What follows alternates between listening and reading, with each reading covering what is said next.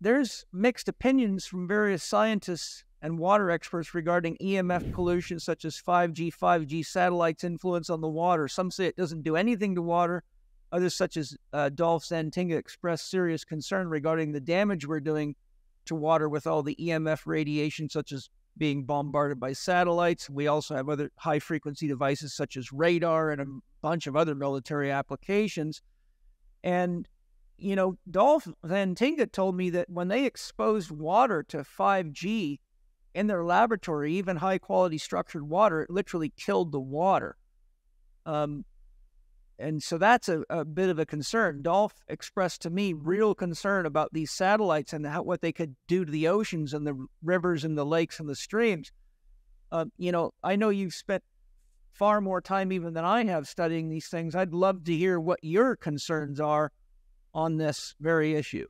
Yeah, I think it's a huge concern. I think it's one of the most important factors affecting the health of every living being on this planet right now. And yet, because it's a somewhat invisible one, it's not really, it's not in the common awareness right now. But water is extremely minutely sensitive. She's been called the sensory organ of the universe because she picks up on subtle vibratory frequencies of every kind along at least 60 octaves. That's one of her primary roles in nature. When water is healthy, water receives and integrates and transmits vibratory signals. When water is healthy in nature, right? So the reason why water has this role as a receiver, as an antenna of electromagnetic frequencies, is because she's meant to receive and integrate and transmit these vibratory frequencies from the earth and the moon and the sun and all of the heavenly bodies. Theodore Schwenk did some beautiful research on this. He's one of my favorite water researchers. And he said I've read one of his books at least. Yeah, probably The Sensitive Chaos, which is another name for water, is The Sensitive Chaos. And that's the one where he talks about this, that water is actually weaving all living beings on earth into this vibratory conversation between the heavenly bodies, and it actually communicates the choreography of the frequencies of the planets and stars into our bodies so that we can more harmoniously integrate ourselves into existence as a whole, into the universe as a whole, into the symphony of the wholeness of universal consciousness, right? But that's not what's happening with our water anymore, right? Quite the opposite. So that's what water sensitivity to electromagnetic frequencies is for, or at least part of what it's for. That's healthy water in nature.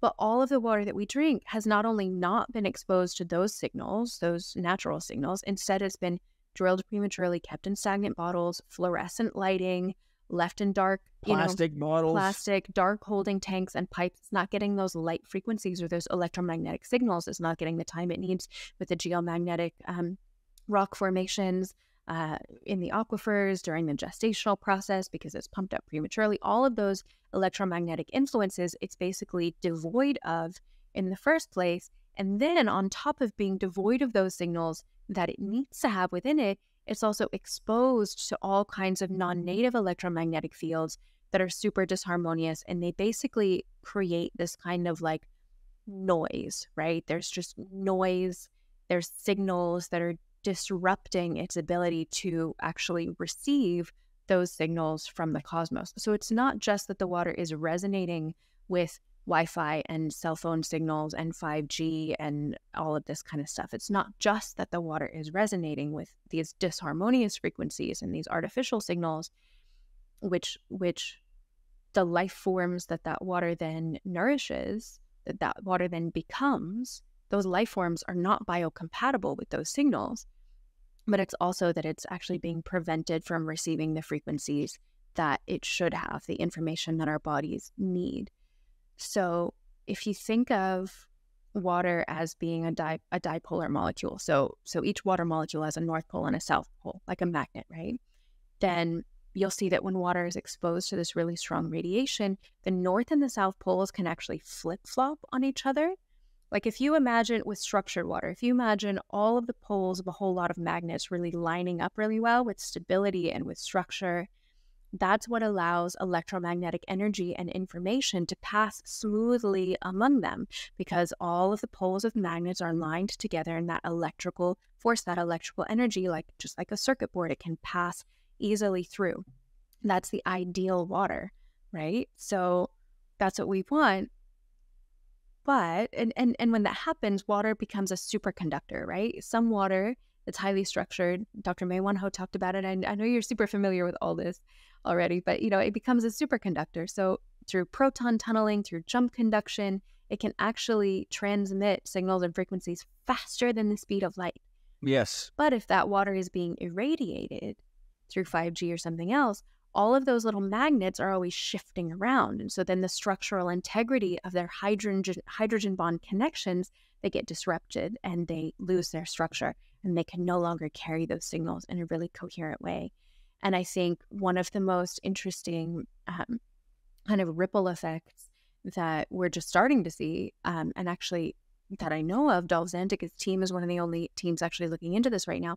They've been researching the effect of these signals on the bacteria of water, which, as you were saying before, is really crucial. The microbiome of water is a big part of what makes water a whole well-rounded being. Just like your microbiome is what makes you a whole well-rounded being. You have 1.3 other organisms for every one of your own cells. We are literally more other beings than we are ourselves, right? We're more other beings than we are ourselves. And all of those microorganisms are aquatic organisms. They live within the aquarium of our aquatic terrain, and all water should have this. And so we tend to think of clouds as just being water vapor, but actually clouds even are filled with zillions of microorganisms, and all of these microorganisms in the clouds are intelligently communicating, and they're orchestrating important things for the ecology, for the climate, for the hydrological cycle, when to rain, when not to rain, and other things that human beings probably can't even conceive of.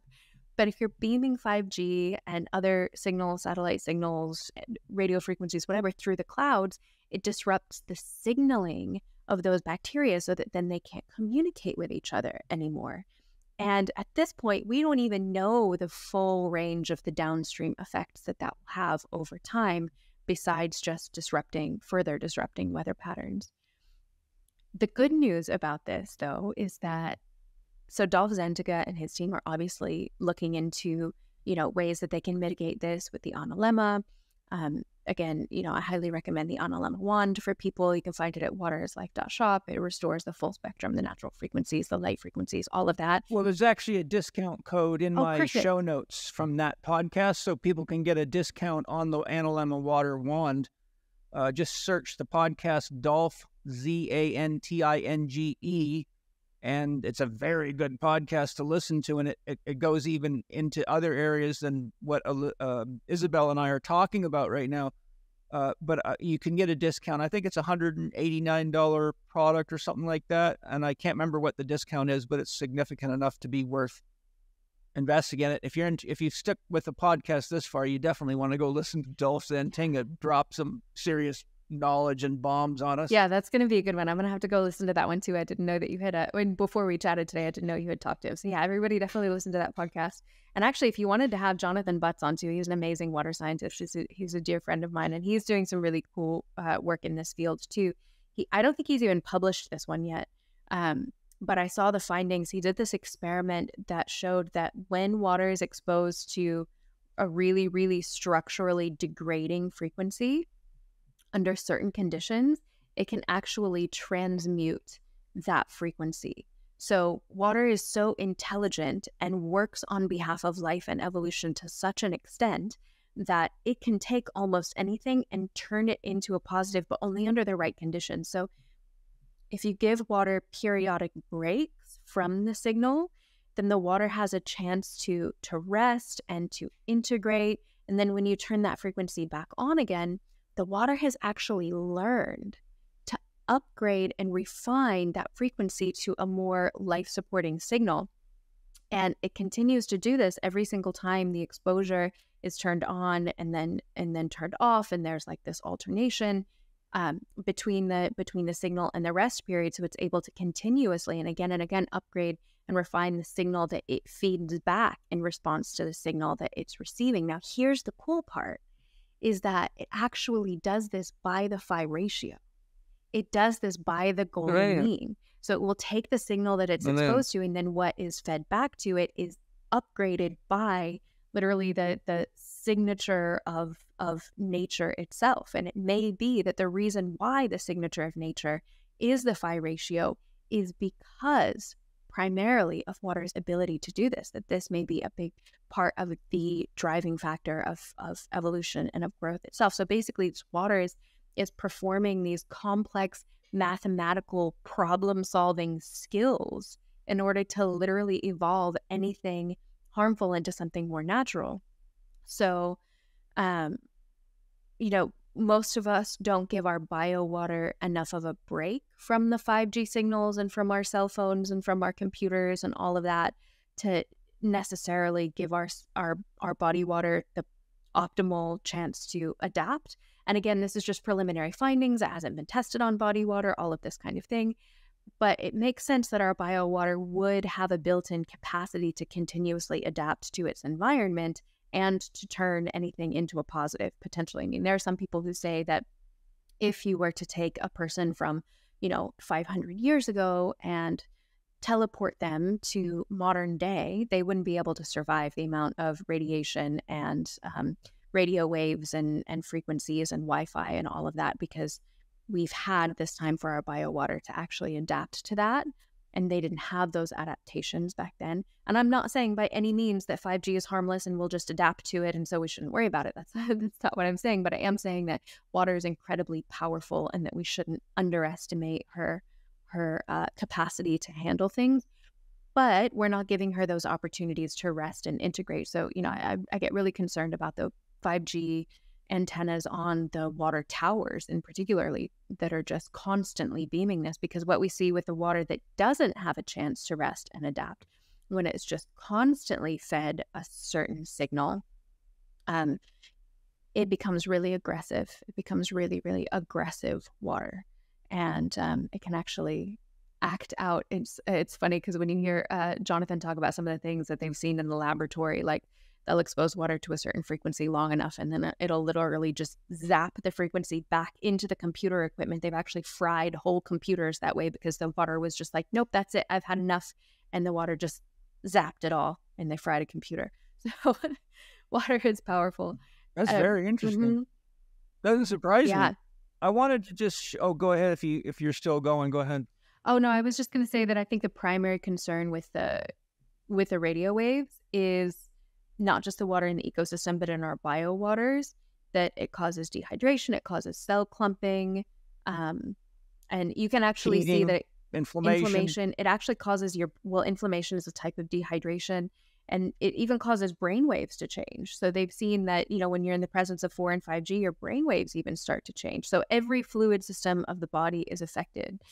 But the good news around that as well is that the more hydrated you are, the more of a buffer that you actually have against the effects of these toxic frequencies. So if you are, if like water will tend to resonate with whatever's strongest frequency in its environment. If that's artificial, then your gap junctions can start to resonate at the wrong frequency. Even your cell membranes can be like slightly off key in their vibration of their cellular voltage, which disrupts how much water you can absorb and retain, all of this. But if you're well hydrated, you have kind of a buffer against that, like especially if you have the proper structure of your intracellular fluid, the proper deuterium depletion of your bio water. They can be really effective strategies against the negative effects of radiation, because the more hydrated you are, the less damage these waves can do.